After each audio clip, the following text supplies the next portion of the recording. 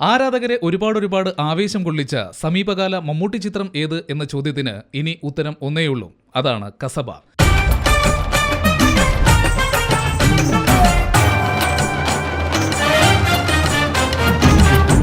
ഒരു മമ്മൂട്ടി ആരാധകൻ എന്ത് പ്രതീക്ഷിക്കുന്നോ അതിനപ്പുറം തന്നെയാണ് കസബയുടെ സ്ഥാനം. രാജൻ സക്കറിയ എന്ന പോലീസ് കഥാപാത്രം ഇമേജുകൾ പൊളിച്ചെഴുതിയപ്പോൾ മലയാളത്തിന്റെ മമ്മൂക്ക നായക സങ്കല്പങ്ങളുടെ പരിപൂർണതയായി മാറി. നിതിൻ രഞ്ജിപ്പണിക്കരുടെ കസബയിൽ നെടുങ്കൻ ഡയലോഗുകളില്ല. ഉള്ളത് ഒന്നുമാത്രം, മാസ് മമ്മൂക്ക.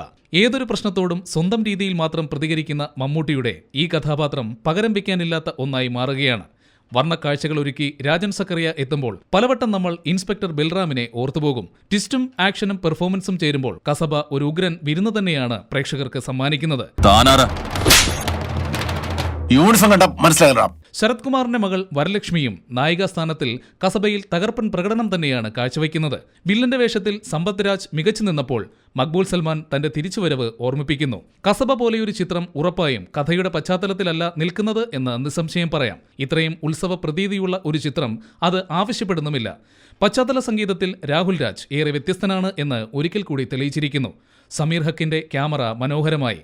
ഗുഡ്വിൽ എന്റർടൈൻമെന്റ്സിന്റെ ബാനറിൽ ആലിസ് ജോർജ് ഒരുക്കിയിരിക്കുന്ന കസബ തിയേറ്റർ വിടാൻ കുറച്ചു കാലമെടുക്കും എന്ന സൂചനകൾ നൽകിക്കഴിഞ്ഞു. കസബയെക്കുറിച്ച് ഒറ്റവാക്കിൽ പറഞ്ഞാൽ മട്ടൻ ബിരിയാണി പ്രതീക്ഷിച്ച് എത്തുന്നവർക്ക് ഒരു ഉഗ്രൻ സുലൈമാനി കൂടി ചിത്രം സമ്മാനിക്കും. കസബയിൽ ഞാൻ സബ് ഇൻസ്പെക്ടർ മുകുന്ദനാണ്. എന്റെ കഥാപാത്രത്തിന്റെ പേര് അർജുൻ എന്നാണ്. അന്വേഷണമാണ് ഈ ചിത്രം, ഒരു കേസ് അന്വേഷണം. എന്റെ ഫാദറിന്റെ മകനായിട്ട് തന്നെയാണ് സിനിമയിലും അഭിനയിക്കുന്നത്. നല്ല ചെറുപ്പക്കാരൻ നിധിൻ, ഞങ്ങളെല്ലാം അച്ചു എന്നാണ് വിളിക്കുന്നത്.